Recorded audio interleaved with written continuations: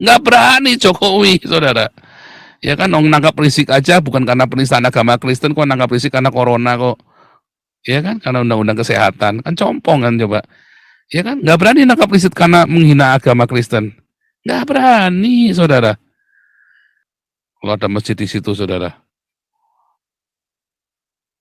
Kalau ada masjid, di daerahmu ada masjid, maka yang terjadi adalah bukan cuma budek toanya, saudara, tetapi horor, saudara. Karena masjid tempat buat orang kan 90% masjid di NKRI tidak ada izin.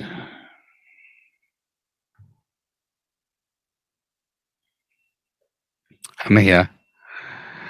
90% masjid di NKRI itu nggak ada izinnya, saudara. Tapi kan nggak ada yang ganggu kan. Gereja yang sudah ada izinnya saja bisa diberhentikan. Ajaib kan?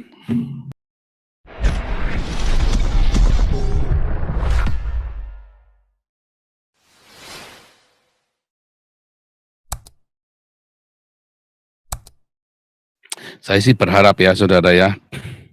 Saya berharap ya.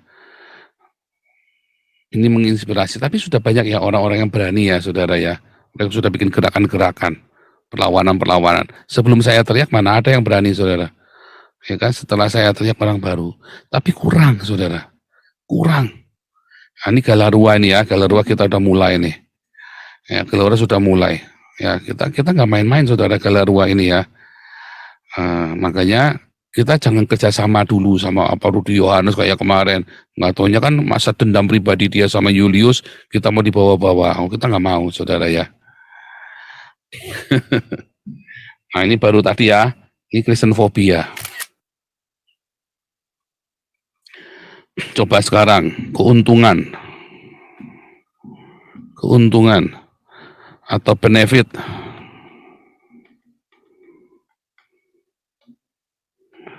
Benefit dari Kristen, benefit dari gereja. Ya, benefit dari masjid.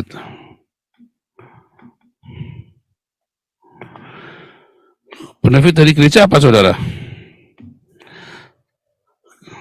Parkir. Ya kan? Lahan parkir. Lahan uang. Apalagi, saudara? Tanah dekat gereja. Kompleks gereja. Ya kan? Langsung harga naik. Wah, ini mati lagi ntar ya. Langsung harganya naik, saudara.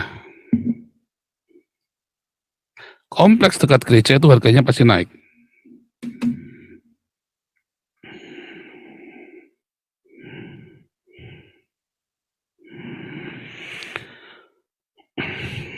Apalagi, saudara, benefitnya gereja. Di mana ada gereja, pasti ada bagi-bagi sembako, ya. Bagi-bagi sembako. Minimum, ya. Kalau orang mau bikin gereja, kalau gereja gede, pasti bikin masjid, ada. Bikin gereja besar, sama dengan bikin masjid. Karena gereja pasti bikin masjid, saudara. Contoh Betani Nginden, ya. Berapa masjid gede-gede dibangun di Surabaya, biaya Betani Nginden, saudara. Apalagi benefit gereja, saudara. Office boy, ya, atau office boy atau pegawai karyawan buruh, supir segala macam, biasanya orang-orang Islam, nggak pandang agama. Office boy, tukang kebun, apa semua biasanya. Apalagi makin kadang-kadang bisa butuh 4-5 orang, kadang-kadang 10 orang, ya kan? Karena kebanyakan gereja menjadikan jemaat sebagai customer, jadi jangan sampai jemaatnya yang bersihin toilet, ya kan? Tapi office boy-nya, ada tukang bersih-bersih gereja, tukang kebun segala macam, yang biasanya diambil dari tetangga-tetangganya juga. Jadi benefitnya gereja itu banyak. Kerugiannya apa? Seminggu sekali aja macet di situ. Tetapi kemacetan itu kan menjadi lahan parkir bagi orang lain kan, yang mengalami macet kan bukan warga kan, orang yang melewati jalan itu kan, orang di luar gereja itu kan, di luar komplek itu. Orang jualan, ya kan, jualan kaki lima. Banyak Saudara, begitu gereja juga kaki lima. Orang ke masjid kaki lima Saudara, enggak Saudara, mereka datang ke masjid nggak bawa duit. Pakai sandal aja hilang, apalagi bawa dompet Saudara. Pakai sandal aja hilang. Orang mereka jangankan bawa duit, mereka datang ke masjid cuma sarungan nggak pakai celana dalam, titiknya udah landel Saudara. Makanya orang kalau jualan kaki lima di masjid ya nggak laku. Coba jualan kaki lima di gereja, jualan bakmi ayam, jualan ini kan, pasti akan laku. Jualan es, jualan segala macam depan gereja, kalau lagi ibadah pasti laku. Coba Anda jualan di depan masjid, ya nggak laku Saudara, orang nggak bawa duit kok.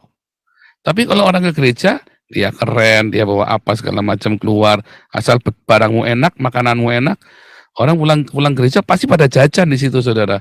Karena orang juga senang kumpul-kumpul, pulang gereja mereka pasti kumpul-kumpul, orang pulang masjid buru-buru pulang Saudara.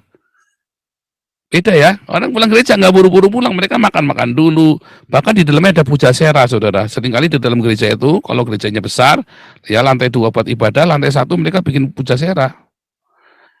Ya, tetap yang dari luar pun boleh buka makan, ya kan, jualan es krim segala enak-enak Saudara.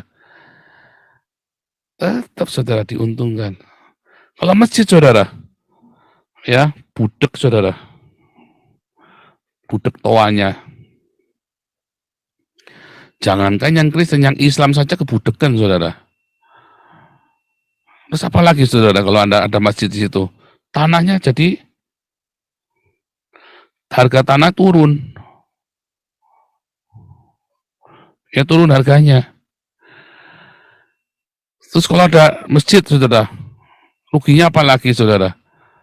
Selain budek toa, tanahnya turun. Jadi pusat,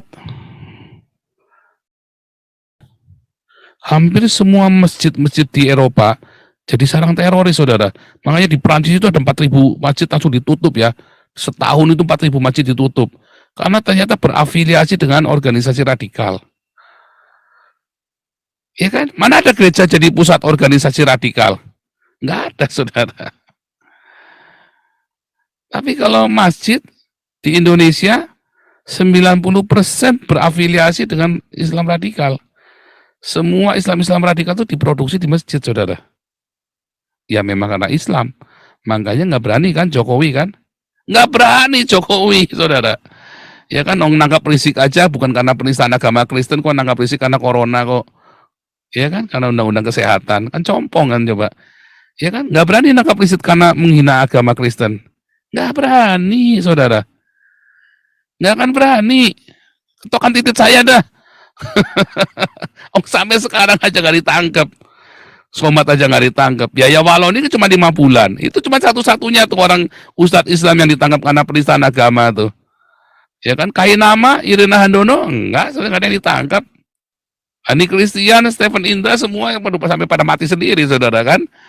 Moko Kinta mati, Stephen Indra mati, ya kan. Nggak ada yang ditangkap. Orang Kristen sudah tidak terbilang, jumlahnya sedikit, tapi tak terbilang yang ditangkap Saudara karena penistaan agama. Itu yang ada di koran, belum yang kayak Cuncun kemarin kan juga masuk, yang tuduh mesti masuk ke tempat kita, Pak Cuncun yang di Jogja itu kan, sama penistaan agama. Sedikit-sedikit masuk, cuma kan nggak terkenal, ya kan, nggak terkenal. Apolinaris Darmawan aja kalau nggak kita yang kasih tahu Anda kan Anda juga nggak tahu kan. Itu contoh ya, baru Rudi Simomora masuk. Kita saja sudah sama Rudi Simomora, Kece, Apolinaris, Gratia Pelo, Saifuddin Ibrahim, saya di DPO, ya kan? Udah banyak ya. Fadila Mulia dulu di DPO ya. Sama si Hani Christian dikejar-kejar kan. Pusat. Aduh Saudara, budek toanya, tanahnya turun, jadi pusat Saudara. Terus apa lagi Saudara? Kalau ada masjid di situ Saudara. Kalau ada masjid, di daerahmu ada masjid, maka yang terjadi adalah bukan cuma budek toanya, saudara, tetapi horor, saudara. Karena masjid tempat buat orang ganti, saudara. Bolak-balik masjid orang diri di masjid, saudara. Iya kan? Bolak-balik orang diri di dalam masjid kan. Horor, saudara. Aduh, biar langsung masuk al-jannah ketemu bidadari mungkin, saudara ya.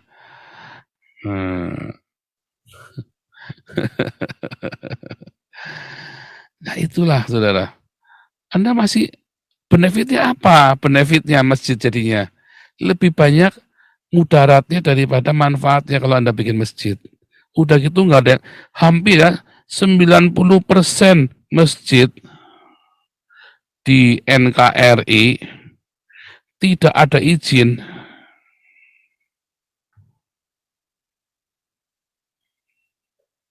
Aneh ya. 90% masjid di NKRI itu nggak ada izinnya, saudara.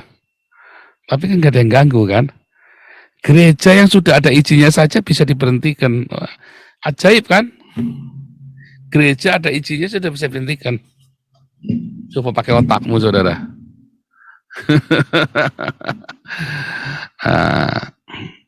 Dan paling penting apa, saudara?